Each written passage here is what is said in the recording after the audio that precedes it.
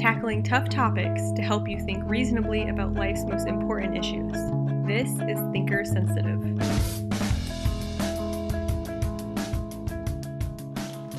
Thank you. Wow, thank you for that kind introduction and that warm welcome. I got to say, of all the welcomes I've ever had, that one is the most recent, so thank you. Now, I want to start, as I jump in here on these topics of gender identity and human sexuality, the joke was made that these are light topics. I like to think of myself as being funny. And not only that, I often say that my spiritual gift is sarcasm. And but when it comes to a topic like this, it's going to be a little bit of a different sort of a talk than I typically give, where I typically are, joking a lot, going in and out of, kind of self-deprecating humor. And really the reason is I don't want to mistake something that I think's been mistaken when we talk about issues surrounding gender identity and human sexuality. And that is that these aren't issues, they're people.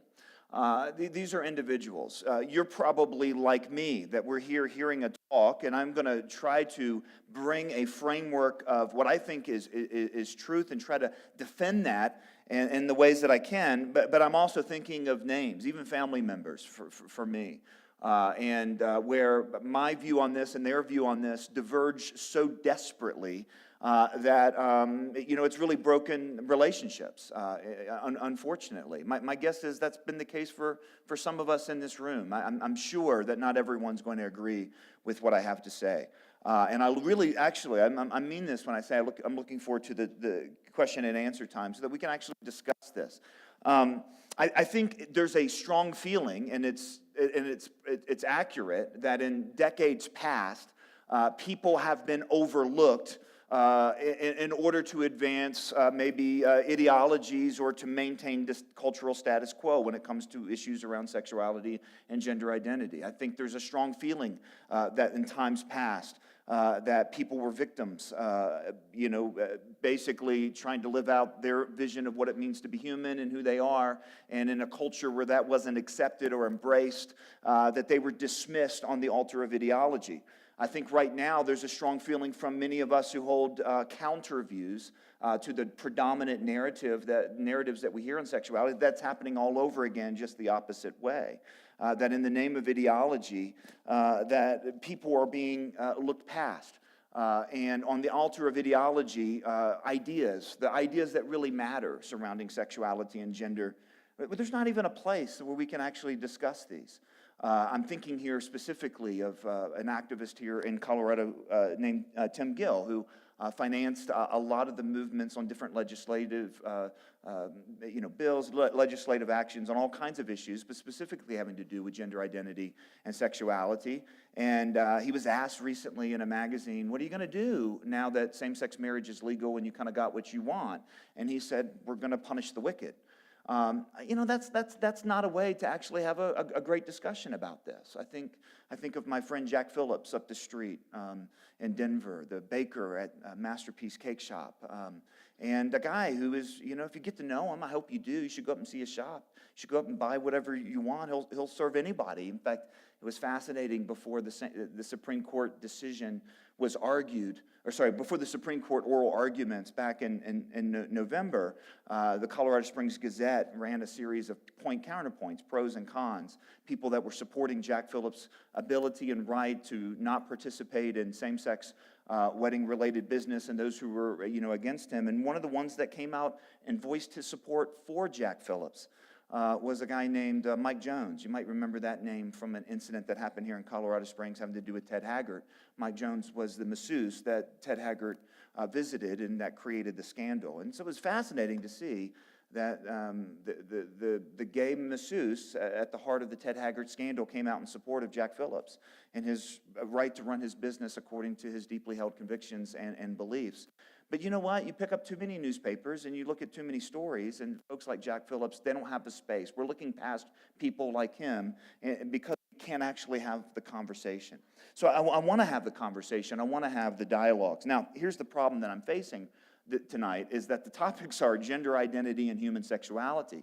And those aren't two topics. Those are two categories of dozens and dozens of topics, right? I mean, we could start and talk about kind of the psychological aspect of sexual orientation or gender identity. We could talk about the differences between, transgender, for example, is this kind of umbrella term that includes all kinds of different expressions, and they're not the same at any level. We could talk about that. We could talk about the legalization of same-sex marriage and what that has to do with people of faith in the public square or as ministers, or what that means, for school boards and churches and daycare centers and all kinds of things. We could talk about, how should we, integrate restrooms, males, boys and girls, and open those up and let people self-identify and so on, and what that does to issues of public safety and all kinds. I mean, there's just so many topics that we can talk about. It's going to be, and by the way, there's also the cultural side of it. There's the personal side of it. And then as a Christian, I'm interested in the theological side of it. I think one of the most interesting set of topics around gender identity and human sexuality is the conversation of, has the church gotten it wrong for decades, for centuries, since the beginning? There's certainly a group of folks that are professing that, saying that the church has had a particular view on marriage and sexuality, and that the hermeneutic of the trajectory hermeneutic now is making us rethink that.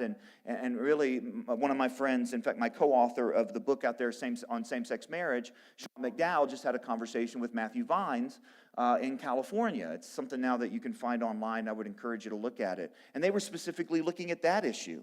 Does God approve of same-sex relationships, or does God not approve of same-sex relationships, right? And they were having that conversation in a church in California. So there's all kinds of things that we can talk about.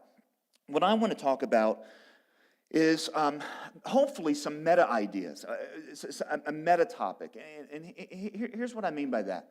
Because we live in such a politically charged atmosphere where to come down on the wrong side of this issue is to be thought of as a bad person, and that the public square has been completely shrunk on this, and we can't actually have conversations about it, what's been lost is real, real examination of the ideas that are underlying the entire kind of cultural milieu in which we live in. So because to say the wrong thing is to be thought of to be a bad person, we haven't looked hard as a society, many of us as individuals, at the ideas that are underpinning how we're living out our beliefs about human sexuality and gender identity in our culture right now. We haven't examined the ideas. And that's really unfortunate, I think. And here's why. I'll give you two assumptions about ideas.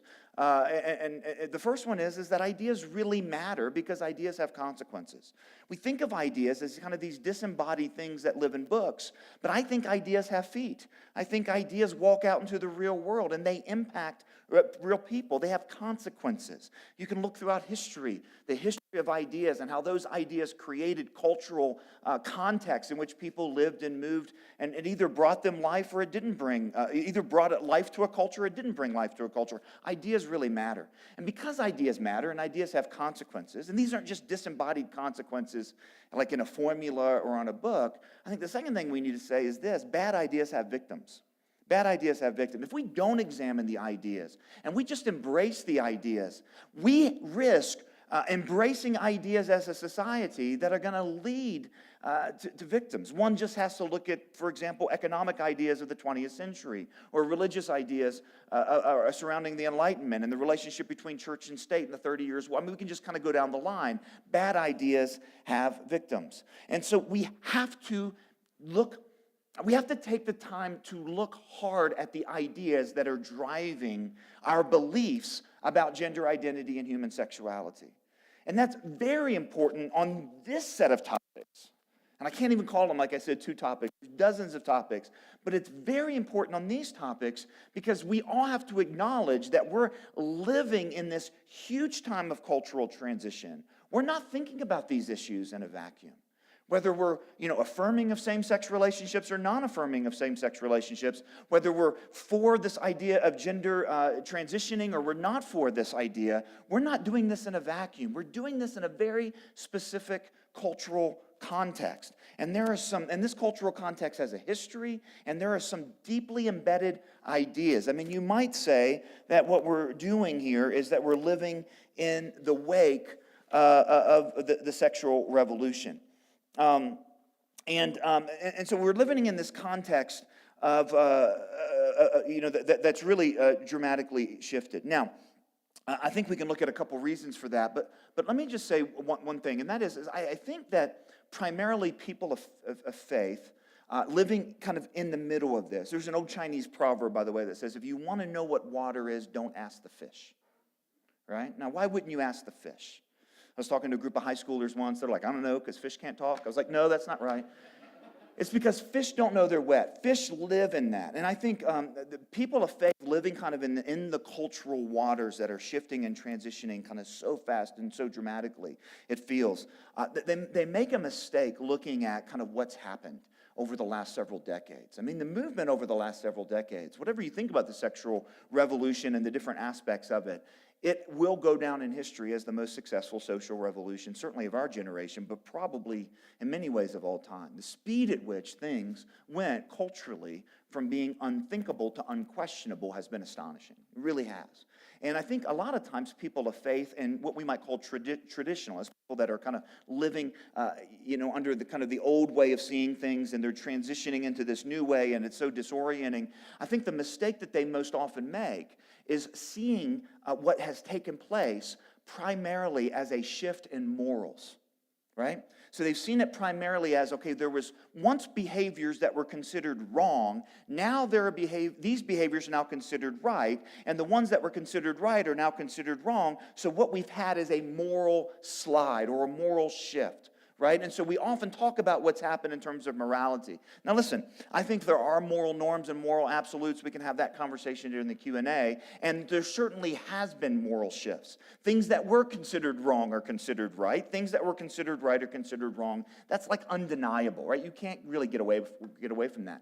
My take on this, though, is that what we have seen, though, in that moral slide, that's not the root of what's taken place, it's the fruit. That the moral slide is indicative of something much deeper that shifted. Rod Dreher, in an article in 2013, which I commend to you, and because we're going to kind of go in and out of so many different topics here in this time period, I'm going to try to recommend sources. I don't have a whole lot of original thoughts anyway, so I'm going to try to recommend sources. One of them is this: if you want to understand the sort of shift that I'm talking about here, Rod Dreher wrote an article in 2013 called Sex After Christianity. Sex after Christianity. Now, what is he talking about? Let me tell you what he's talking about in the nature of the cosmological shift through a story. I know there's very little evidence of it at this point in my life, but at one time I was an athlete, and it's not funny, Chuck, and I played basketball. And I know that's not the first thing you think of when you look at me, is that dude must have played hoops. But I did. And so I still enjoy basketball. I'm looking forward to March. It's the most wonderful time of the year. I'm a big college basketball fan, but I still enjoy the NBA. You might remember 4 or 5 years ago, there was a story out of the NBA that made national and international headlines. It was the story that was about a guy named Jason Collins. Jason Collins was a veteran player in the NBA, a big guy, center, and apparently a really good guy. A lot of people really liked him, and so on, and had a twin brother also that played. But the story was the cover of Sports Illustrated, which went like this: I'm black, I'm gay, and I'm in the NBA. Do you remember that?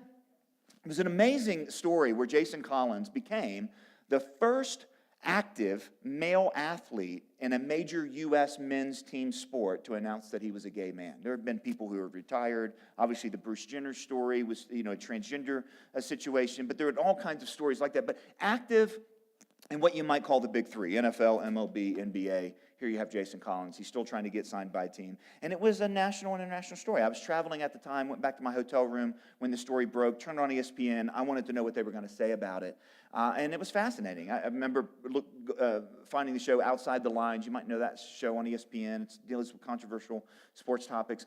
And there was Chris Broussard, the NBA analyst, along with, I'm blanking on his name, but it was another sports commentator who identifies as a gay man as well. So they're having this conversation, and they're asking, very legitimate questions like, does this mean Jason Collins won't get signed? Is this going to change the locker room culture of the NBA? Are more people going to come out as gay? Is the NBA ready for this? And then The announcer, the host, looked at Chris Broussard. Chris is an NBA analyst, one of my favorites, really knows the game, but he's also pretty well known for his faith. He's known to be a Christian. And they asked Chris a very interesting question. He said, hey, Chris, you're a Christian. What do you think not only about the fact that Jason Collins is gay, but that he also claims to be a Christian? See, in the article, Jason Collins actually said that. He said, I'm not only a gay man, but I'm a person of faith, and I know a lot of people don't think that's compatible. He said, but Jesus was a God of love and tolerance and so on, and so it's okay. And so on national television, Chris Broussard, the Christian, is asked that question. Not only, like, how do you think this is going to impact the NBA, but Chris, as a Christian, what do you think about Jason Collins being gay and a Christian? Is that okay with you, Chris? And all God's people said, awkward. I mean, how do you answer that question on national television? Well, I mean, Chris Broussard said, as a Christian, I believe that God created marriage, sexuality to be in the context of marriage between a man and a woman, and anything outside of that, whether it's heterosexual or homosexual, would be a sin. And you can imagine how that went over. I mean, people called for his firing, people called for his beheading. They were really upset. They accused him of being intolerant and bigoted, having no place in the national media. They accused him of hating Jason Collins, which is really interesting because if you look at his comments, I think he condemned the sexual behavior of the entire NBA, not just Jason Collins, but the way he said that. But he was accused of hating Jason Collins. An interesting part of that story is when Jason Collins made that announcement, and listen, I've been in enough locker rooms to know that took some courage, right? I mean, that's not an environment, especially back then, to make that sort of announcement. If he was worried about not being supported, he was wrong. He was supported. And the sort of thing you heard, in fact, not only from NBA legends, but even Michelle Obama tweeted her support. President Obama called and congratulated him on this. But what you hear is this sort of line. Finally, Jason Collins can just fill in the blank. He can just be himself. He no longer has to hide who he is. Chris Broussard was asked about his faith, and he was specifically asked what you believe. What was he told? You have to keep those views, what? To yourself. They don't belong in the public square. He said, John, what's this have to do with this big dramatic shift that you're talking about? Here's what it has to do with it. Western civilization is this massive has this massive history of all kinds of different influences. So there's not a monolithic view of Western civilization. But one thing that you can say about Western civilization is that it did hold in the past a particular vision of what it means to be human.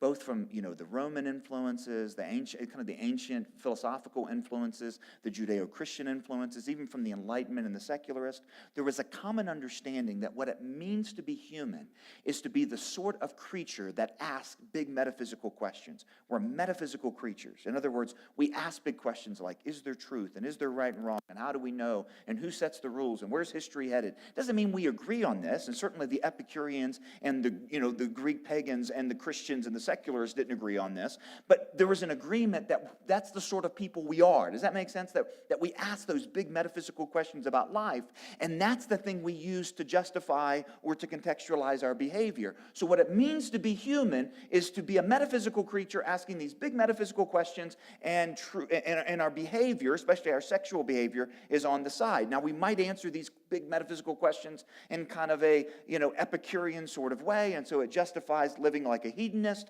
to use these terms. That's fine, but what it meant to be human is to be a metaphysical creature with behavior, especially sexuality, on the side. Jason Collins makes an announcement about sexual behavior. He's told that's who he is. Chris Broussard is asked metaphysical questions about life in the world. He's told you have to keep that to yourself. Do you see the big shift? That's the shift that's taken place. The grand shift that we're all living in, that's changed the cultural waters in which we live and breathe, and we're wrestling with questions having to do with gender identity and human sexuality, is not a moral one. And Rod Dreher's article, he calls it a cosmological shift. Ryan Anderson, in his new book, calls it a new metaphysic. In other words, we don't just see the world differently in terms of moral behavior. We live in a moment in which we have shifted our entire view of the nature of reality itself, and especially the question, the anthropological question, what does it mean to be a human being? And that set of ideas now is going to shape an awful lot of the specifics, right? Ideas have consequences. So that big shift in our ideas about what it means to be human is going to create a whole new context for us to think about sexuality and marriage and gender identity. And these ideas might be true or these ideas might be false. These ideas might be good or these ideas might have victims. And that's really what I want to look at in the rest of the time here that we have. And then I want to get into the specifics, hopefully, during the Q&A. Let me give you the three fundamental ideas that shifted or caused this big cosmological shift. You might say these are the three ideas of the sexual revolution that have created this environment. I'm going to give you some examples of where this plays out. The first idea, and by the way, I owe the phrasing of the first two of these ideas to my friend Dr. Jenny Morse, who used to be an economist and then got interested in issues of economics and sexuality. And so she writes and speaks a lot on that. The first two ideas come from her phrasing. Here's the first one. Sex, marriage, and babies are separable. Sex, marriage, and babies are separable. Now, some of you, maybe especially those of you that are of a younger generation, you kind of look at that and say, sex, marriage, and babies were ever a package deal. We've never known a time. You may have never known a time where sex, marriage, and babies came in a package deal. But throughout most of the history of the world, sex, marriage, and babies were inseparable. If you're from the South, or from Texas, you might have heard of a phrase called shotgun wedding. Have you ever heard of that phrase? A shotgun wedding? You know what that means? A shotgun wedding is the guy's got the girl pregnant, and so the dad goes with a shotgun to make sure that the boy does what's right, and what he's going to do what's right by what? Marrying her. In other words, you got her pregnant, the right thing to do to... Now, times have changed. First of all, we don't have nearly as many shotguns, but secondly, the right thing to do in this situation in our culture would not be to marry her, but to keep them apart. And you see what I mean? But in the history of the world, sex, marriage, and babies were a package deal. Marriage was thought of as primarily an institution having to do with procreation. When my wife Sarah's here, when she and I decided to get married, we were living at the time in East Tennessee. And I went to the Ray County Courthouse, and I asked for a marriage license, and it was fascinating how the lady asked us questions. Now, my guess is even today, if you go to Colorado Springs and El Paso and you ask for a marriage license, there's a set of questions. And it's fascinating. Those set of questions go way back. They're not new questions, right? And it's fascinating what they asked. I'll tell you what they didn't ask. When I went to the Ray County clerk lady in Dayton, Tennessee, and I said, I want a marriage license to marry Sarah, she did not ask, now wait a minute, do you really love this person? Are you really in love? Here's Cosmo Magazine. Take this test, 10 questions to know if you're really in love, and if you pass it, No. You know what was interesting? The questions they asked were different. The first question was, are both of you old enough? Right? Because if you're not old enough, you belong to another family. You're somebody else's child. Next question is, are you already married to someone else? If you're already married to someone else, you can't get married to each other. Maybe this was a problem at some point in Ray County, Tennessee. I don't know. That's just what they asked. And the third question was, are you related in any way? If you're from Alabama, don't you dare laugh. No, but you get the point. Why in a question about marriage did they ask us a question about are we related? Because that has to do with what? With children. Right? There's a concern about the genetic disorders that would be passed on to future generations. All that's to say is, and I could repeat these examples ad nauseum, until yesterday, culturally, sex, marriage, and babies were a package deal. And it really was a couple things that were able to take sex, marriage, and babies as a package deal and separate them. By the way, the reason sex, marriage, and babies were a package deal is because of just three basic truths. Number one is sex makes babies. Number two, the government and society is interested in babies. Because without babies, the society what? Dies. The society needs a future, so they have interest in babies. And the third thing is that there was a debate a long time ago between Plato and Aristotle about why did the parents raise the babies? Now, there's some debates about that, and I want to get into that in just a second, whether we mean the parents being biological parents or adoptive parents. Do moms and dads matter, or do you just need loving parents? All these are legitimate questions, but because that's always been the case, sex, marriage, and babies are a package deal because sex makes babies. Society has a vested interest in the future of their society, so they have a vested interest in babies, and babies do best at home with mom and dad. So you put that together, and that's kind of the given assumption until the sexual revolution. Now, what the sexual revolution effectively did was to separate sex, marriage, and babies. And it's fascinating because society never changes just on an idea. Ideas need artifacts. Ideas need a tangible presence in the world. For those of us that are theological nerds, you don't get the Protestant Reformation unless you first get the printing press. You don't get the idea that sex, marriage, and babies are separate until you get an artifact, something that makes it possible. In order for sex, marriage, and babies to be separated, first of all, sex and babies have to be separated. Does that make sense? And what gave us the ability? What was the artifact that entered as a result of the sexual revolution that made that possible? It was basically the birth control pill and eventually abortion. So those two things really made it possible. You have to understand, until yesterday, it was not conceivable in the cultural imagination that sex, marriage, and babies were not. Listen, and I mean, look, you can go throughout history and find societies where they didn't think infidelity was wrong. And they didn't think either heterosexual or homosexual infidelity, having lovers on the side, having many wives, all that sort of stuff was okay, but sex, marriage, and babies were still a package deal, not on any religious argument, because these societies aren't religiously based, but just because sex, marriage, and babies are a package deal until you get the pill. And what that happened is, first, sex was separate from babies. Because sex and babies were separate, then you could separate sex and marriage. You can't separate sex and marriage until you separate sex and babies. Now, of course, I'm not saying that no one before the 1920s, had sex outside of marriage. Of course they did. What I'm saying is that, again, as a culture, when it comes to institution, how we see our lives together, how we write our laws, how do we do this life together, sex, marriage, and babies has to be separable, and that's what the pill kind of accomplished. So first, and you kind of can see where this goes, right? So first of all, we wanted sex without babies. As soon as you can have sex without babies, you can have sex without marriage. And then we wanted marriage without babies. And then we wanted babies without marriage. It wasn't that long ago, culturally speaking, where there was a big fight in U.S. culture between a U.S. candidate, a presidential candidate, and a television star. Do you guys know what I'm talking about? It was Dan Quayle versus Murphy Brown. Some of you are millennials. You have no idea what I'm talking about. This is years ago. How many of you guys know what I'm talking about? Dan Quayle and Murphy Brown had a fight over whether it was okay to have children out of wedlock or not. That wasn't that long ago, culturally speaking. So first you want sex without babies, then you can have sex without marriage, and you can have marriage without babies, then you can have babies without marriage. Now it's fascinating. We're having babies without sex. Right? And so in vitro fertilization, surrogacy, you have to understand this is brand new in the history of the world. And that's where culture is most powerful. When these ideas get embedded in culture, it makes us think that sex, marriage, and babies are separable. So now we have a generation being raised without even the imagination that these things are a package deal. What are the consequences of that? One of the consequences of that has to do with how we define parenting. Now, here's what we know. The research, for example, on same-sex parenting is really up in the air. There's studies that seem to confirm that children that are raised and committed same-sex, by the way, all the research says that children that are raised in unstable homes, whether heterosexual or homosexual, obviously that's a problem. There's research that says that children raised in homosexual or gay families, gay and lesbian families, do as well as those in heterosexual homes.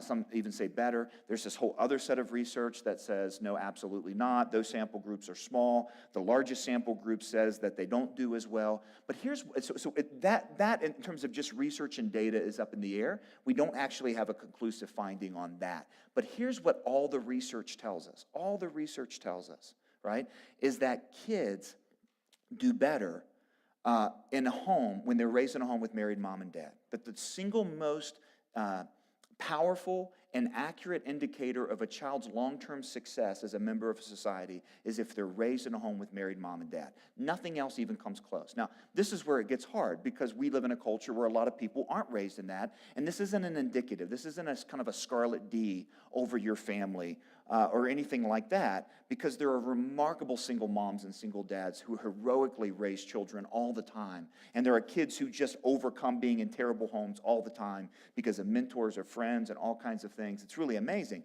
But we're talking about numbers, right? Stats aren't destiny for an individual. Stats are destiny for a society. And the stats on this aren't even close. That what we know to be true from the research is that the single most accurate indicator of a child's long-term success is that they're raised in a home with married mom and a dad. Here's the second thing we know. The second thing we know is that moms and dads bring different things to the lives of their children. Moms don't do what dads do, and dads don't do what moms do. In fact, as one of my friends puts it, we use the term parenting, but there's really no such thing as parenting. There's only mothering and fathering. It was fascinating. I came across a book, and I had this guy on my podcast, a guy named Scott Rayburn. He's a secular humanist, an evolutionist, not a believer, but he wrote a book called Do Dads Matter? One of the fascinating things about this writer is that his job, he has a few PhDs, and his job is to basically take new scientific kind of interesting things and write books so that more people can understand them. It's still above my head, but he kind of brings it down a level. And he's written on redshift theory and nuclear physics and the evolutionary process. I mean, he writes this book on not on the hard sciences but on the social. Do Dads Matter? And I thought it was fascinating. So I interviewed him. I said, why'd you write the book? He said, well, there's been all this research recently in the last 30 years about whether dads matter. And I said, really? He said, yeah, before that, basically the assumption was dads don't matter, moms matter. All dads contribute is genetics and money, and moms are really the ones who bring everything else. And I'm like, really? And so he said all the study was about do moms matter? And I was like, really? They studied do moms matter? Like, isn't the official answer to that? Duh, of course they matter, right? But only in the last 30 years have they really turned their attention to do dads matter?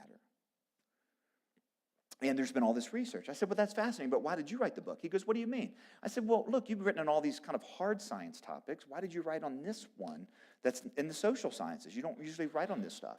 And he goes, well, frankly, it's because I have 5 kids and I wanted to know if I mattered. I said, well, great. Do you? And it was fascinating. What this guy found in his book, and you can find it, Do Dads Matter, is that in every category, physical, relational, spiritual, sexual, emotional, societal, in every category, dads bring things to their children that moms don't. And so here we are as a society living in the wake of the sexual revolution in which we've separated sex, marriage, and babies. And one of the outcomes of separating sex, marriage, and babies is basically breaking down that parent-child relationship in ways and doing new experiments with it. Now, same-sex marriage isn't the first time we've done this. The first time we did this was no-fault divorce. No-fault divorce, of course, was built on a lie. It was a lie that was repeated over and over and over and over and over and over and over and over again, which is the kids will be fine. We had no proof of this. We had not studied this. But the kids will be fine. We said things like this: kids will be better with happy parents even if they're not married. Guess what? All the research is in. You can look at Judith Wallerstein's 30-year longitudinal study of the children of no-fault divorce. And you know what? The kids haven't been fine. Caitlin Flanagan, in her article in Time Magazine on marriage back in 2009, said there's no other single factor causing as much social disruption, community breakdown, and personal hardship in America as the breakdown of traditional marriage. Now, this was in 2009 in Time Magazine, which is fascinating to me because it predated all the political conversation we were having around same-sex marriage and the legalization of same-sex marriage. And so before all that came into it, basically it was an article saying all the research points to the fact that marriage matters. All right, now that's the first idea of the sexual revolution. Here's the second idea of the sexual revolution, if you guys are still with me. The first one, sex, marriage, and babies are separable. Here's the second one, ready? Men and women are interchangeable. Men and women are interchangeable. Now, I'll be the first to say that at the very beginning of this movement and that idea that men and women are interchangeable, that there were social injustices that absolutely needed to be corrected. And so the first thing we mean, if you look at the history of what we might call first wave feminism, was that men and women are interchangeable in rights. And that is an idea that the society needed because there were rights being withheld, whether it's the right to vote, the right to fully participate in society, the right to work, the same rights in divorce proceedings as men. There was all kinds of things like that that needed to be corrected. And first wave feminism really focused on that men and women are interchangeable in their rights. But somewhere in second wave feminism, and you know, there's other historical details here that we don't have time to go into, but it went from being men and women are interchangeable in rights to men and women are interchangeable in roles. Now, some of that were injustices that needed to be corrected as well. That women could play an important role in certain institutions of society, why not? But then there was also the idea that this ended up treating that there was no really physical difference between men and women in certain things, like you could talk about the military or all kinds of different things, and that it treated men and women, basically the same. But it went from being men and women are interchangeable in rights to men and women are interchangeable in roles. That's gone to a whole new level. Now we're talking about this. In our society, when we talk about men and women being interchangeable, we talk about men and women being interchangeable in reality. In reality. In realities. In other words, that men and women are interchangeable fully and holistically. In fact, even to the point that there's no such thing as a gender binary, that men and women can go in and out of identifying as men and women, as if biological realities actually don't exist. Now, we can say whatever we want to say about the rightness or wrongness of this, but we just sometimes, I think, need to stop and go, look, this is kind of where we're at right now. When I say men and women are interchangeable in realities, our culture right now, and our culture by and large right now, we want to talk about things like sex, gender, and marriage as if biological realities like penises and vaginas are irrelevant to those conversations. Let me say that again. We want to talk about things like sex, and I mean the sexual act, I mean sexual intimacy, sexual behavior, gender, what it means to be, how do we kind of live as men and women in society, and marriage, as if things like penises and vaginas shouldn't play into it at all. So we're having these conversations as if biological realities are subservient to internal realities. A theologian named N.T. Wright, I think, correctly identified this. There's a long-standing movement throughout history that the church identified as a heresy because it was kind of a side, kind of theological heresy that corrupted the church in kind of generation after generation. It was called Gnosticism. And some of you know what I mean by Gnosticism, but some of you don't. Gnosticism is an ancient heresy that basically says that the physical reality is either irrelevant or evil, and what's really true is some sort of inner knowledge. And it's fascinating that the sexual revolution really started in so many ways talking about, humans being just biological creatures, just physical creatures. There was that terrible song by the Bloodhound Gang, "You and Me, Baby, Ain't Nothing But Mammals."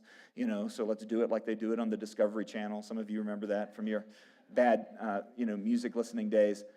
But it's fascinating because if you go back to the roots of the sexual revolution, what's driving that is basically a materialistic worldview, a naturalist worldview, which says only the physical, only the physical exists, only the physical matters. Science is what gives us truth, and morality and religion, that's non-physical, that's out there. That doesn't count. That's not really real. What's really real is what can be tested, proven, scientifically demonstrated, and repeated, and so on and so on and so on. And so there was this huge distinction between the physical and the spiritual. What's fascinating is that this movement now has come full circle, and the movement now basically says, I'm talking specifically about certain aspects of the transgender movement, which says that the most true thing about your gender is not your biology, not your physical self, but this inner knowledge that you have, even if it completely contradicts what's physical. And there's this huge commitment to this, so much so that there's a lot of language, I think, that's thrown around that really clouds the issue. One of the newest words that I know is the word cisgender. If you're in university classes, you hear this word a lot. Cisgender refers to, now, and here's the official definition, those who continue to identify with the sex they were assigned at birth. Okay, that's the word cisgender, those who continue to identify with the sex they were assigned at birth. Here's what's fascinating. The early days of the transgender movement started by saying that gender is a social construct and is distinct from sexual biology. That movement has gone so far now to say that not only is that gender is the reality, the inner knowledge of one's gender is the reality, and sex is the social construct, or at least the doctor construct at birth. If you look at what's being written right now, there was a big debate over how to teach elementary children about transgenderism, and there was a genderbread man chart. And the genderbread man chart was used in some schools. It was produced by a public educational sort of group, and it listed out the 5 kind of categories of one's sexuality and gender identity. From sex, gender expression, sexual attraction, and I'm blanking on the 5th one. I have it written down here. There's a 5th one. Okay, so there's 5, and they're all on scales, right? But another group actually called that a transphobic diagram, even though that it expressed gender identity on a spectrum and all these other things on a spectrum for 2 reasons. Number one is that the genderbread man was too male, and that was exclusionary to all gender expressions. And then the second reason was that they used, in their description of sex, it was biological sex. And so what they replaced it with was the gender unicorn. And the gender unicorn doesn't look like a boy or a girl, it looks like a unicorn. And the second thing is when it describes sex, it doesn't describe sex as biological reality, it describes sex as, get this is fascinating, as that which you were assigned at birth. Now notice the difference in language here. Let's go back to that word, keep that in mind, let's go back to cisgender. Cisgender refers to those who continue to identify with the sex they were assigned at birth. That describes almost everyone that's ever lived in the history of the world. I mean, the vast majority by far. Now, I'm not dismissing that there aren't those whose sense of gender don't align with their biological sex, but it's fascinating that even in the... But why do you have why do you have a word cisgender when that refers to basically everyone who's ever lived in the history of the world? You have that word so that suddenly that word transgender is not something out of the ordinary. Transgender and cisgender are equally normal. But even in the defining of cisgender, this is what's fascinating. Sex is not biological. Sex is what you were assigned at birth. As if like the group, we just had a child actually. We have 4 children. We have 3 girls and a boy. And so what we're told is that the doctors assigned Hunter not only his gender, but his sex at birth. Now, you notice what we're doing there. We're talking about sex and gender as if penises and vaginas don't actually exist. There was not a cart when Hunter was born, and they said, we're going to put a penis on this one and not a vagina. Right? It wasn't assigned. The doctor didn't assign it. The doctor what? Recognized it. Right? But that language is so fascinating. And it's language, I'm just going to say this, it's language that 30, 40 years ago wouldn't have flown. Not because it wasn't right or wasn't wrong, but because it was so unrealistic. It's only in these cultural waters in which men and women are interchangeable, not just in their rights, not just in their roles, but now in their very realities itself. Kind of the ontological definition of men and women. That because of that, that actually can happen. That sort of language can happen. There's a lot more to be said about that. And we could go down to men and women are interchangeable. Of course, that also refers to in things like parenting. The research right now, if you just take an objective look at the research, we don't have solid research that says children from same-sex households and children from opposite-sex households perform as well as each other in life. We just don't have that research. It's really contradictory in all kinds of ways. But there's really, what clearly we do have, is that children do best in homes with married mom and dad, and that men and women bring different things to the lives of their children that children need. And so to say that men and women are interchangeable now basically says that men can be women and women can be men, and the specific roles of moms can be dads and dads can be moms. Again, there are heroic moms and heroic dads that overcome death, that overcome divorce, that overcome abandonment, that overcome abuse, and raise children right. So I'm not saying stats are destiny for individuals, but stats are destiny for societies. And there's no single greater predictor of a child's long-term success. And on the flip side, as Time magazine put it, there's not a single thing that's led to more misery and hardship in American societies as the breakdown of marriage. As no-fault divorce specifically is what they were talking about. All right, I'm looking at the time. We've got about 10 more minutes. Let me give you the third idea, okay? So I said 3 ideas. Sex, marriage, and babies are separable. Men and women are interchangeable. Here's the third one. That sexual autonomy and dignity are synonymous. That sexual autonomy and dignity are autonomous. Sorry, let me say it again. Sexual autonomy and dignity are synonymous. If we've gone through that cosmological shift, specifically that shift that has moved our vision of what it means to be human, and we've gone from seeing people as being kind of metaphysical creatures primarily to being sexual creatures, or creatures not defined by their metaphysics, but specifically their sexuality, then what that means is, and this is, I think, a problem that a lot of traditionalist, classic religious folk like me, this is the struggle that we have in understanding, is that we're having this conversation about morality, and the culture now has moved to the point where this sexual self-identification, sexual autonomy, and what I mean by sexual autonomy is not just sexual autonomy in terms of behavior, but sexual autonomy in terms of reality, right? That again, that when it comes to things like sexuality and gender and marriage, that biological realities should change because of my deeply held views. It's fascinating to see the language of this. Just during I think it was during the HB2 upheaval in North Carolina, which had to do, of course, with transgender restrooms and all that sort of stuff. Deanna Atkins, the Duke University professor, it was fascinating.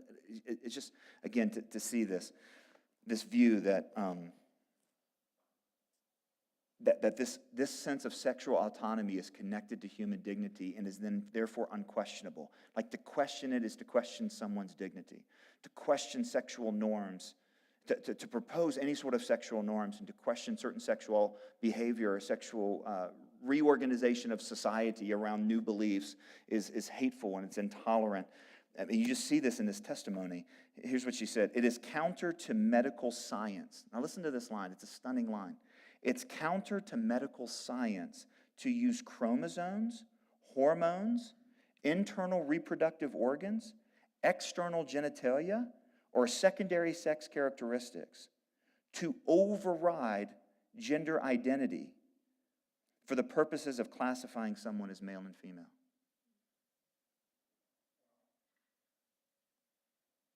So we've talk about that sexual autonomy being dignity. Now even medical science has to change. Did you hear what that basically an internal sense of gender identity is now scientific, and chromosomes, body parts, reproductive organs, all of that sort of stuff, that's no longer scientific when it comes to identifying male and female. Now you can say whatever you want about that. That's a huge shift in society. Again, I want to go back to my kind of 2 assumptions at the beginning, and that is that ideas have consequences and bad ideas have victims. When ideas are good, it's because they correspond to reality. And I know there's kind of a sense in American culture in particular, and you can actually see it in all kinds of places. Most notably, the most recent place I saw it in a notable place was in Justice Kennedy's Obergefell opinion, and the Obergefell decision, his majority opinion. And Justice Roberts, I think, said something along the lines of what I would think is about right. He said, if you are for same-sex marriage, celebrate today, but don't celebrate the Constitution, because this decision didn't come out of the Constitution at all. And if you go and look at Justice Kennedy's decision, you can actually see it didn't come out of the Constitution. It came out of this view of what I would call moral evolution, this idea that we are smarter, we are better, we are more tolerant, more gracious, and better than generations past. And that's what he argued, essentially, is that now we've moved beyond the bigots of the past and we can see things more clearly, just as Kennedy made that argument.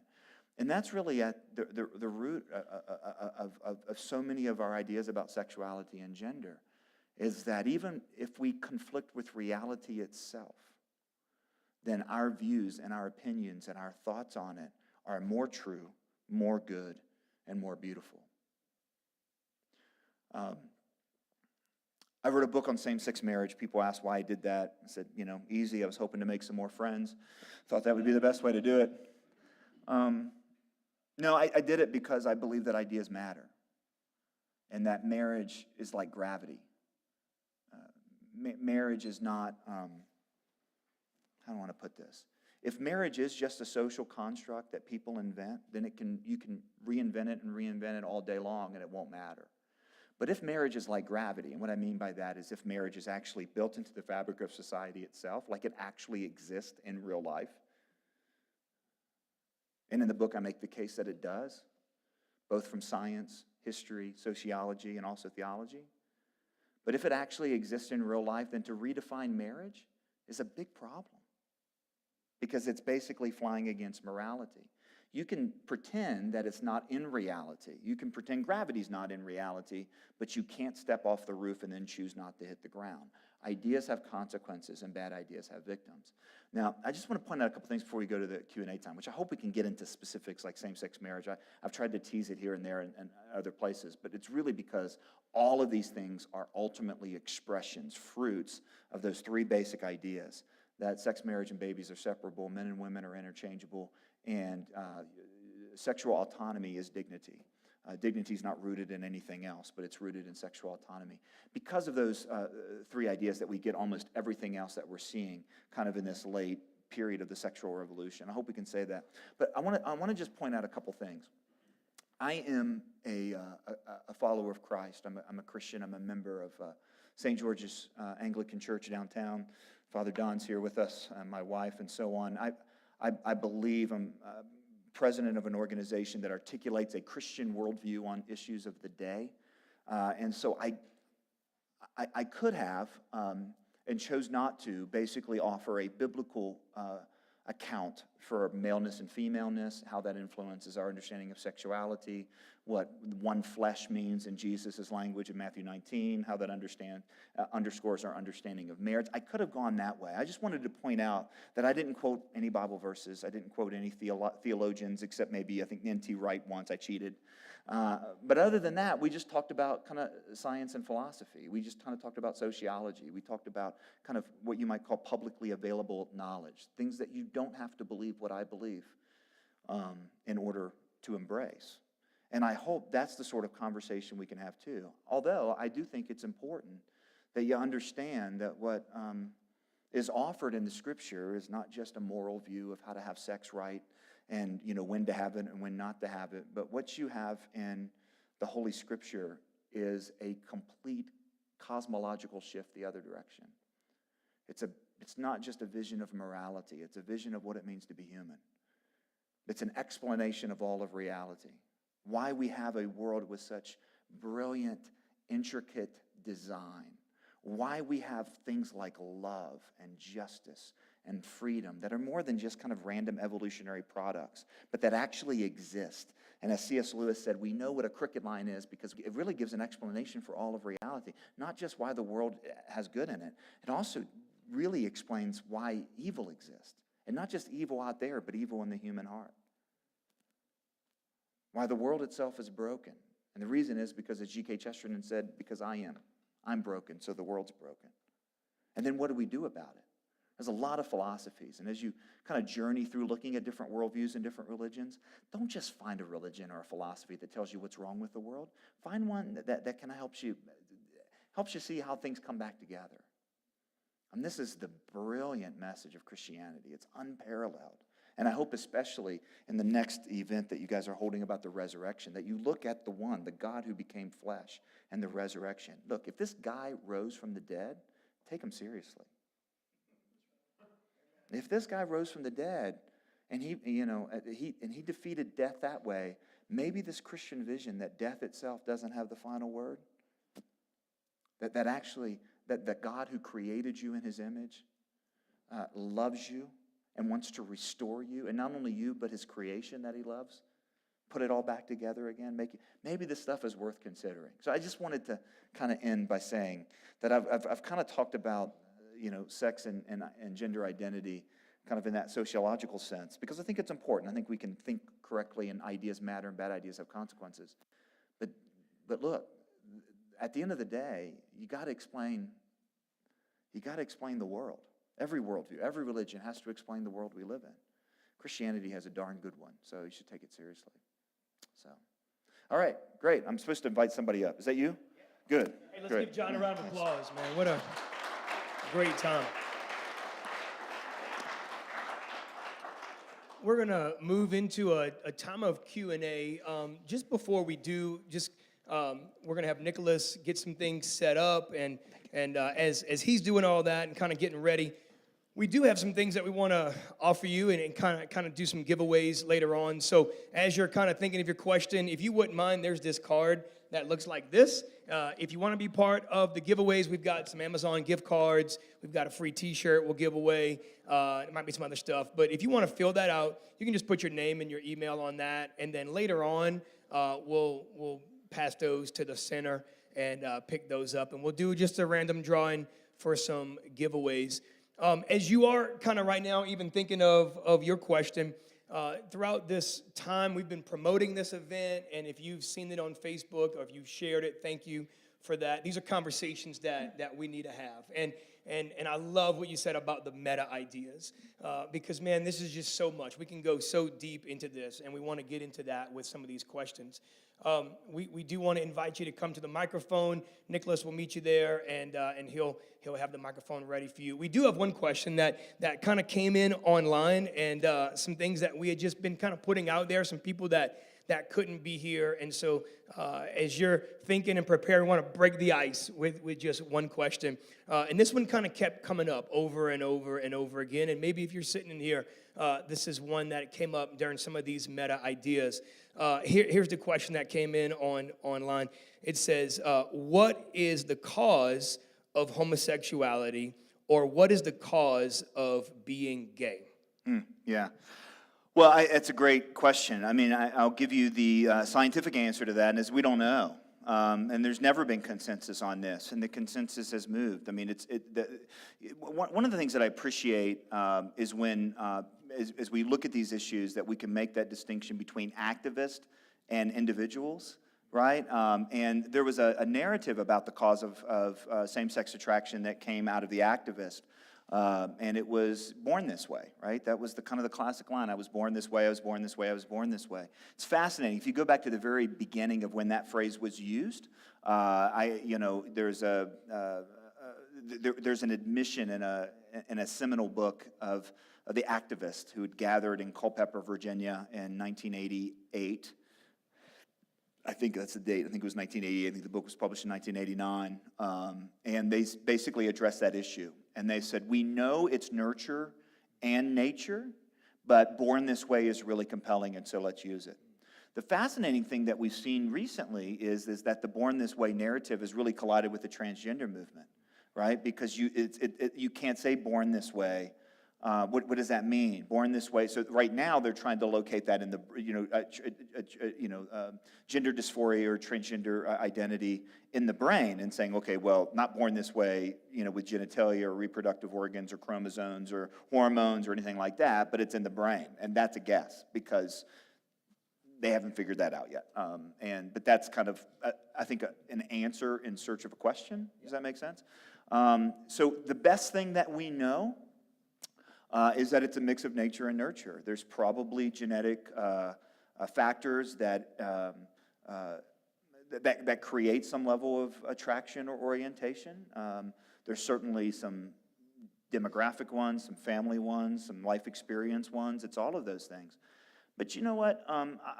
Let me hit that then, kind of how I would respond to both of those, and what I think is a much better explanation, which is that in the Christian worldview, who we are is infinitely valuable and made in the image of God, and that includes in our gendered selves, male and female, and in the purposes of male and female becoming one flesh to create other image bearers. It's this beautiful theological sacredness that takes place, and yet the world is clearly not what it's supposed to be, right?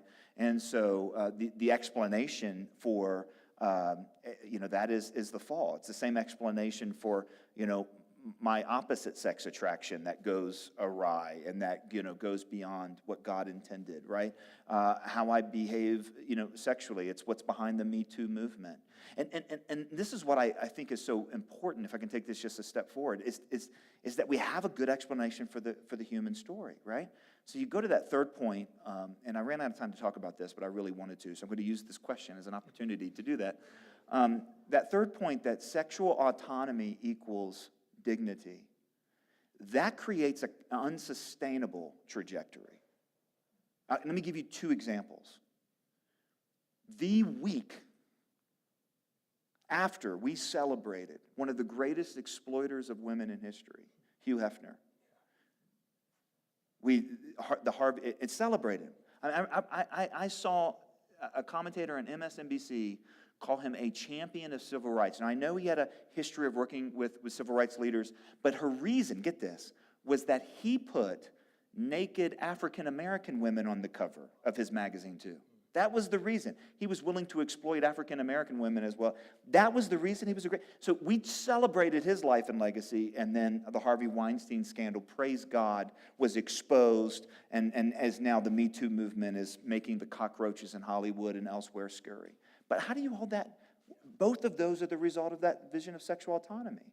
I'll give you another example. This is a political one. Obviously Donald Trump has had his accusers, right? And there are allegations at this point and so on. But it's the same movement that rightly condemns if there's any misogyny, if there's any abuse, if there's any exploitation of women by Donald Trump. That's great. But then also condemns Mike Pence for his Billy Graham rule, right? I mean, the inconsistency here comes out of that. If you don't have a good holistic vision of what it means to be human, then the cause, you're either kind of going to look for the gay gene, you're going to look for the brain thing, you're going to go look here and there and the other thing. And honestly, right now, the gay movement and the transgender movement are colliding on whether it's born this way or not born this way. Yeah, that's good. Let's peel back some of these layers, man, with some questions, some of these meta ideas, and maybe you're sitting there and one of these have just really sparked something in you. It's going to be so awkward if no one comes to the microphone. I just want to say that right now. Like, there's plenty of questions. Somebody come to the microphone. Here you go. There we go. Come on. My question, I don't even know how to phrase it. So, I feel like it's very inspiring what you're saying about all of these ideas, this meta idea, this is what's happening. Culture is not living in reality. Like, as a whole, if you are not, if I understand correctly, if you're not professing, okay, I believe in one man, one woman marriage, I believe that biology plays into what needs to happen in reality. So we're dealing with this idea, this group of people, large group of people who are not living in reality. So how do you address that? Like, I know friends I grew up with who just married, their lesbian lover, or like things where I'm just like, this is what they're believing. They're believing the non-reality. I can't obviously use scripture, which I do believe to be true, as, my counterpoint, because you'd be like, I don't believe that. Mm-hmm. And then it's almost like you're saying, and also they're not going to believe biology. They're not going to believe the reality. They're not going to believe that body parts have functions, and like it's just the emotional appeal. So how do you address that and that consistent? Because I feel like that's what I'm seeing constantly, is that emotional appeal. We all have the right to love. We all have the right to romance. We all have the right to. Am I making any sense? Yeah, I don't even know what I'm asking. I mean, and it's a great question, and it's easy for me to talk. It's a lot harder. Yeah. Okay. No, it's. The upside about kind of going around and speaking is that you can speak about these things and never actually have to, try to do it, right? And that's, and it's really kind of a real temptation. There's a couple things that I'll say on that.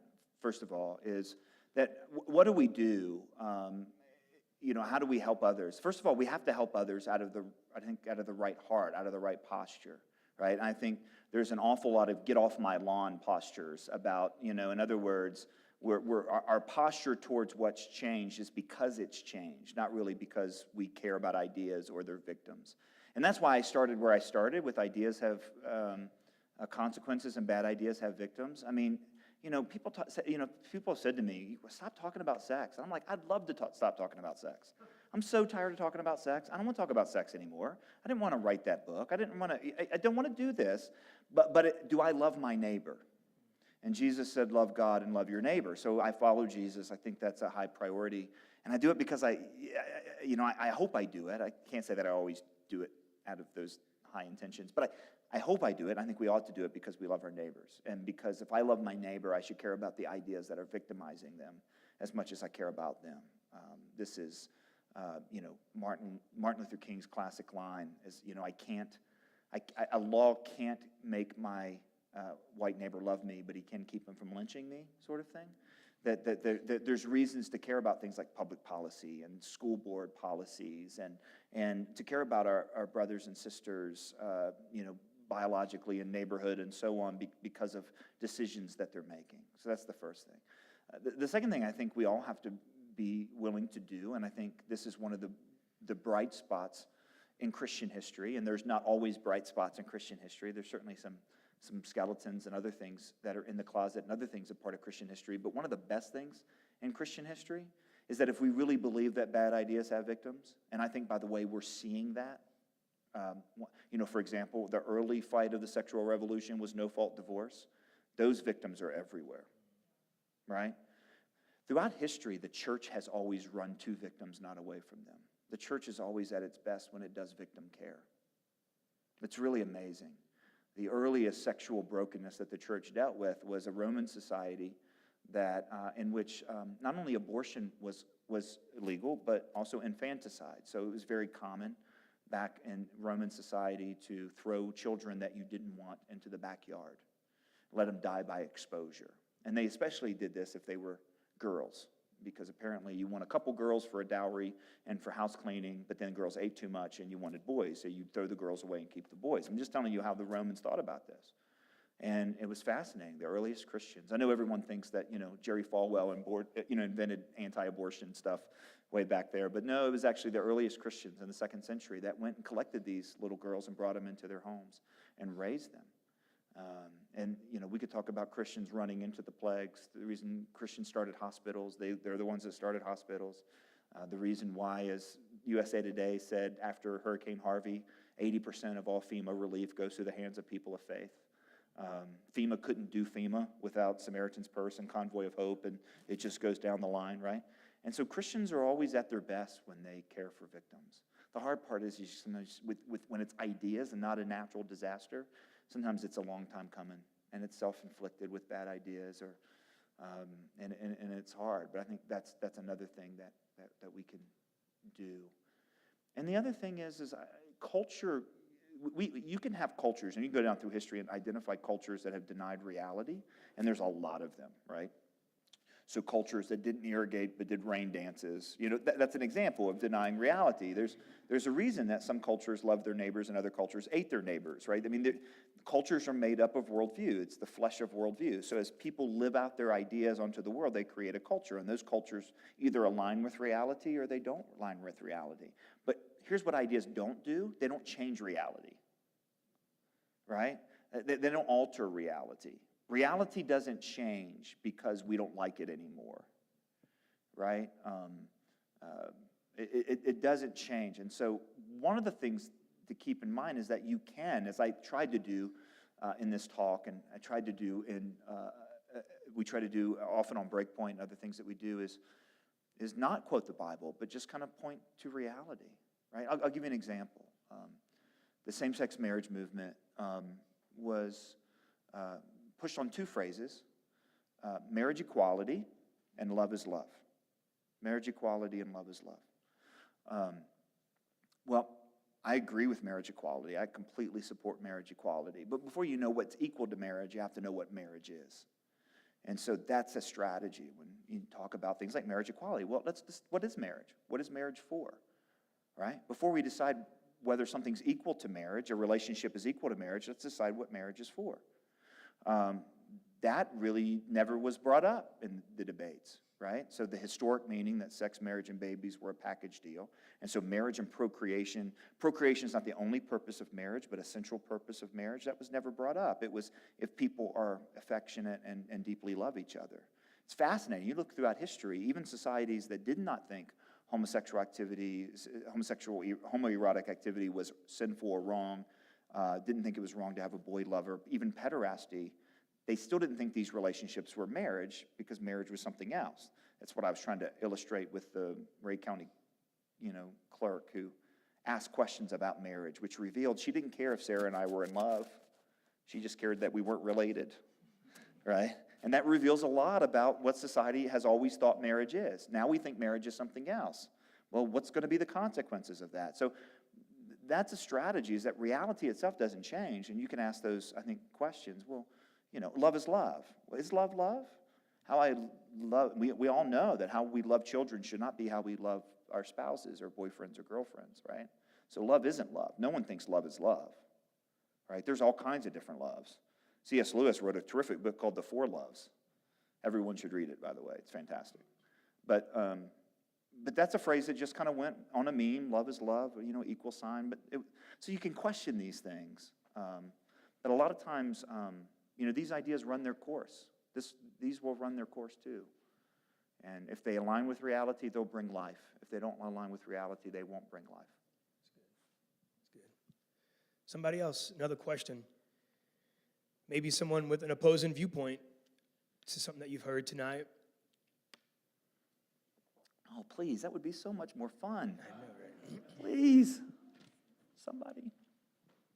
Okay, I have an opposite opinion. I'll go over a little bit of my life story before I go too deep into it. I was raised by a preacher. My family was the all-American family. When I was 12, I realized I was gay. I did everything I could do to change it. I drank bleach. I cut myself. I tried to kill myself numerous times. I did everything I knew how to do to change this. This is not something I ever wanted to live. This is not a choice that you make. This is something I'm either going to kill myself or I have to accept this. And that was the decision I was left with. And one night I cried to God, either you take this or you kill me. I cannot live like this anymore. This is not a choice. Never would I have chosen this life. Never. This life means discrimination. This life means going to work and not knowing if when I am a social worker, if my client's going to accept me or not, or if I'm even going to get a job, depending on what agency I want to work for. I have adopted kids. I had to adopt as a single mom. And I had to lie about who my partner was, just so I could be a mom. This is not a choice. And I am really sad that still today people think this is a choice. I would have never chosen this life. Yeah. Thank you, by the way, for sharing that. And I'm really glad you came up and spoke. I agree 100%. I don't think it's a choice in the way we think about choices. I think we've gotten that one completely wrong. People of faith, you can just choose away from it. I have enough friends and family members that tried that same sort of thing, and there's certainly a history of trying to force choices, and not in the same way we think of choice, like you could just kind of put it down and that would be it. I think that's a big misnomer in the Christian community. I think it's really bad theology too, because how we see life in the world and our inclinations, our self-identifications, and so on, are as, in all kinds of cases, as one theologian put it, not the way it's supposed to be. It's not, there's something, that's why I think the Christian story of the world helps us make sense of some of these things that seem so innate, so inherent, our sense of self, and so on. There's a number of parts to that story that I don't know where to begin to address, so I wanted to start with the choice, because that's not what I advocate, and that's not what I think. I think that, but there's there's a deeply held belief in our culture that that because those inclinations don't go away or whatever, then the behavior on the other side is justified because of it. If you start with a framework of, here's the world, here's the way God intended and created the world to be, and something's gone wrong with it, whether it's love doesn't last, whether it's attractions are misguided over here, over there, and there's all kinds of examples of all kinds of that, then the question is how do I follow the way that God created the world, because that is the way that brings life. That's the way that brings, flourishing. And that kind of pulls it beyond kind of the experiential thing. I will say this, I think as I said at the beginning, and I want to repeat it maybe in a little bit more clear words, that's the hardest thing about this whole conversation is that there's been decades in which individuals feel rightly that they've been devalued, discriminated against, and so on, because because of the way we saw or legislated against or preached against or whatever, things like same-sex attraction and same-sex marriage and so on. And I think that's exactly what's flipped right now, is that now there's an awful lot of people who feel isolated, not able to live their lives according to their deeply held beliefs. That, as I said, quoted Tim Gill, it was just a stunning line, it's time to punish the wicked. That's a really unfortunate reality right now, is that same sort of discrimination that was leveled against a lot of people for a long time is now being kind of reciprocated. As one Vox writer wrote it, there's the culture wars are over, and now we're roaming the countryside looking for survivors to shoot. And you hear that sort of language, and that's just really, really sad. And we've seen that legislatively. We've seen that in the state of California against Christian institutions.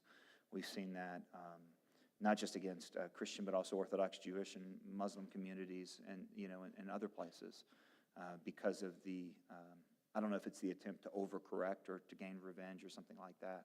So that's really what we're dealing with right now, which is why I hope we can kind of back up and look at the truth or falsity of ideas. And the fundamental idea as a Christian that I believe is that God created the world, and that the pinnacle of his creation was human beings, and that every human being is made in his image and in his likeness and is eternally valuable. And that something has gone wrong. And because something has gone wrong, we need a rescuer. We need a savior. And that's the framework that helps me understand everything from societies to human sexuality to everything else. So I know we're not going to agree at the end of the day on this, but I thank you for sharing that story. And the pain and the hardship and the discrimination is wrong, no matter who it's against and for whatever reasons. And I hope we can figure out ways now in this kind of cultural moment to live together, because there's not a more toxic issue, and certainly don't want to see particularly children, kind of just be the pawns in these games getting kicked back and forth, whether we're talking about education or we're talking about what we can teach, what we can't teach them, why. What's hate speech, what's not hate speech. These are really tricky waters we're in right now.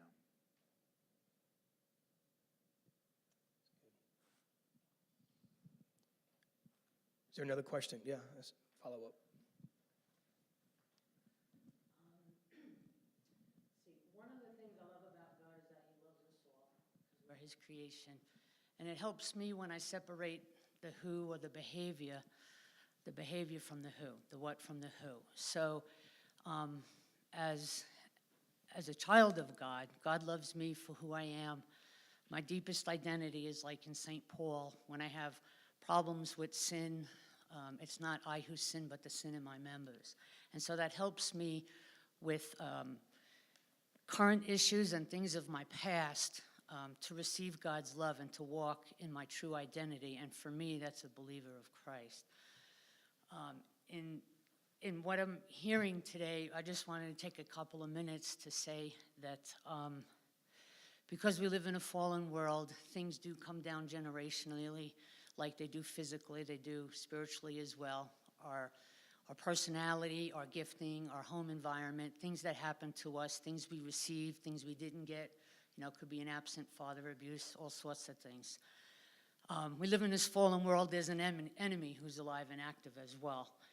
And our reaction, our reaction to what happened to us with our temperament and environment, what happened at school and stuff like that, I believe brings us into different reactions, because we're all different people. So whether we go for some type of false comfort or ways of surviving our childhood, and then we research research or why am I here? Why did this happen to me? We have these questions. Why was I abused? Why was dad not there? Or things like that. And we have to come up with our own answers.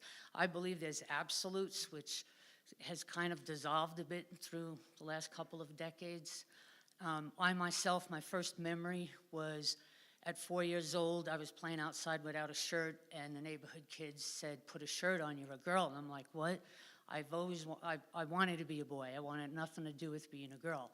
And there's some history there. Before age 4, I learned from my mom. But throughout my childhood, sexual abuse, physical abuse from my dad. I rejected being a girl my whole young childhood, to the point where my physical body would actually be frustrated, where I would have like this, I didn't know at the time, I would like leave my body at night for 20 minutes or so, and then this thing, I don't know what it was, I was young, would let me go back into my body, and my body wouldn't be frustrated anymore because I wanted to rip my female parts out. I just rejected being a girl. I grew up in the church too, so there's a lot of confusion, and I understand the woman here, the torment is just, there are no words. Drugs, alcohol, 4 nervous breakdowns, straitjackets, all that. Went through all of that. And the lesbian desires came when I was a teenager. Long story short, I just want to say that I did believe in God, and I sought God with all my heart, and I was led to get help. Nobody brainwashed me. I just know what the torment was. Loving God, believing God, but still having problems with drugs and alcohol, and having same-sex attractions and gender confusion and all of that. When I dealt with the underlying issues, the buried ungodly emotions, unresolved issues, twisted thinking, false identities, and my reaction to what happened, not what happened, my ungodly reaction, and I was able to bring God's truth and love for me to clear out the lies and receive God's healing and love and truth. Then little by little, I was able to get freer and freer, to the point where it's over 20 years I don't have any same-sex desires. I've embraced being a woman, and I am walking in freedom. And today I do help people with life-controlling issues, which includes this area, but some people will go into, other addictions or life-controlling issues, or depression or anxiety, whatever it is, to anesthetize, to cope with life. But I just want to say that I know from my experience, and I know many other people that have gotten free. Initially, you absolutely, who the heck would choose this confusion, right? Nobody. But later on in life, as an adult, you fight it, you cry over it, and you're asking God to take it away. But you have to clear the ground and learn whatever. He needs to clear it out and bring in truth and love, and learn how to live life and resolve conflict and change our perceptions through truth. And for me, that's how God set me free and brought healing in my life. And I'm married almost 24 years, and I just thank God for loving me and meeting me for where I'm at. He's not a respecter of persons, and so I just want to say that there is freedom and healing. Thanks for sharing your story as well. I think that's one of the challenges, is that maybe there's a time when one set of stories weren't heard. Now there's a time when another set of stories aren't heard. And there's an awful lot of individuals who have walked through this. And I think one of the real challenges, I think, right now, especially on the issue, you were talking about gender dysphoria that you had earlier in life, specifically that the speed at which we're trying to push children. There's the Sydney Herald today. Sydney Herald down in Sydney, Australia, reported on a 4-year-old that is transition, that the parents are leading to a medical permanent transition. 4 years old. The speed at which, particularly on the transgender issue, we're pushing towards medical and chemical intervention. I mean, this is, and we don't know. And there's so much we don't know. And you actually get the medical community, that basically now are behind, the best treatment for transgender, gender dysphoria sorts of issues is encouraging that transition. They admit they don't know the long-term effects of hormone blockers and puberty blockers, and they don't know where this is going to go. There was just a story that was published widely just a couple weeks ago of a man who's gone back and forth about 30, 40 times in his self-expression of gender. And that's just not, what we're doing is we're taking an ideology and we're sacrificing children on the altar of that ideology. That's not loving. That's not kind. That's not going to bring life. And I think one of the things that's driving it is that incredibly high, tragic, awful suicide rate in the transgender community. And yet in a community like Sweden, where basically transgenderism has been widely accepted for decades, after reassignment surgery, the suicide rate is still 20 times higher than the population. There's a real sense that we did it wrong, and so full affirmation is going to be better. And we just don't know. And I think particularly when we start denying observable biological realities as if they're no longer part of the conversation, then we're just experimenting with future generations. I think especially children. Everything we know about moms and dads, everything we know about married homes, everything we know about parents, everything we know about gender dysphoria at a young life, living in such a hypersexualized culture where kids are sexually exposed. The average first age for pornography exposure for internet users is 8. And so that's the average. That means there's a whole lot, which in any other context, if it wasn't a computer screen, if somebody were walking down the street and somebody exposed themselves, that would be called sexual abuse. That would be called harassment. And suddenly we have this kind of whole system that brings it right into our bedrooms. And then we're making all these sexual decisions on the backside about lifestyle and all redefining institutions and all kinds of things. We certainly haven't thought through it as a society, including the consequences. And the transgender issue in particular, I think, is particularly tragic for younger generations. There's going to be some malpractice lawsuits in the years to come. There's going to be an awful lot of regret. This is not loving and kind, what we're doing to 4, 5, 6-year-old kids. Yeah. Well, it's all based on how you feel. Yeah, there's not any observable characteristics other than dressing. There's a list of 6 or 7 criteria, of which 2 or 3 of them will lead to a diagnosis of transgender, and one is just kind of feeling. And I don't want to make too light of a joke of this, but my oldest daughter, the first dance class she was in here in Colorado Springs when we moved, was and they did kind of the award ceremony at the local library over there on the east side of town, and everyone stood up and they asked, "What do you want to be when you grow up?" And Abigail, I think, was 5, and she said, "A horse." It was just, and I think about that a lot, and I think, hopefully she misunderstood the question, but that's what she said. But it's a kid, right? I'm going to be a princess. I'm going to be a superhero. I'm going to be a this. I'm going to be a that. A 4-year-old, like the Sydney story, that is not reliable information to go off of. Yeah. We've got time for maybe one more, and then we'll wrap it up. Is there any one more? There you go. I'm reading your shirt. Divides by 0. I have no idea what that means. I think one of the things that I've noticed as I've listened to the stories here is the fact that, and you highlighted on this briefly, that you're heterosexual tendencies, but that are inherently unhealthy. Right. I think that in particular is an example of the incredible damage that sin has caused to humanity as a whole. Because in my case, I'm not homosexually attracted to anybody. I don't suffer from gender dysphoria, or I don't think that way. But I was exposed to porn when I was 11 years old. And I've fought with that addiction for 12 years now. And that addiction has made me question my own value as a human.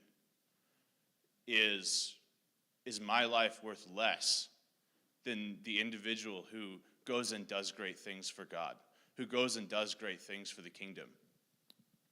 And over time, I've realized that my life does matter.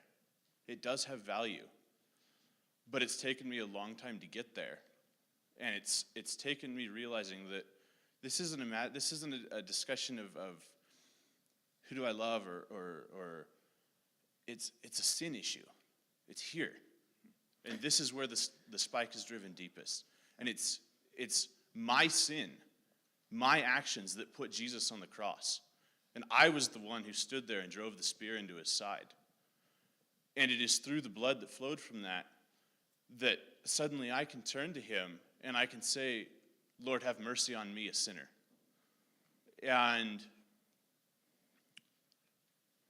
my sin doesn't condemn me. Correction, my sin does condemn me, but the blood of Jesus is far more powerful that it washes it away. Yeah, thanks. Amen. We should have an altar call, Just bring somebody play Just As I Am. But there's a couple things there that I want to highlight that you said. The first thing is that, and just a point of clarity, that when we talk about same-sex attraction or gender dysphoria, and we kind of put it in the same category as, porn addiction or this or that or the other, there are times, like there are forms of transgenderism, which is about sexual, kind of erotic disorder, right, where there's an attempt to get sexual pleasure. Sometimes it's not sexual at all. It's just identity. It's not an attempt to derive pleasure. It's just really a sense of disconnect. And my guess is that was the situation that you described as a child. It wasn't lustful. It wasn't erotic. And that's actually true. One of the yeah, right. And so that's also true, I think, and we've kind of talked about all, I think, gay relationships as if they're all, a lot of times people of faith, Christians, will talk about it as if they're all kind of lustful and not affectionate, committed, and loving. Now, there's a couple different ways to think about this. Number one is if you're just talking about social policy and you look at the fact that marriage has always existed throughout the history of the world, and we're not talking about the rightness and wrongness of same-sex relationships, but we're just talking about, is it marriage? That's an interesting conversation because historically it's never been until yesterday. And we've never seen marriage as primarily the government approval of my deeply held affection for someone. That's brand new. Government has never been interested in how strongly you feel about anybody that you live with, share a life with, whether it's married or, your two widowed sisters that, share a life together and watch Jeopardy every night, right? It's just not something government. So that's one side of that conversation, is that there's that policy issue. The other side, though, is the fact that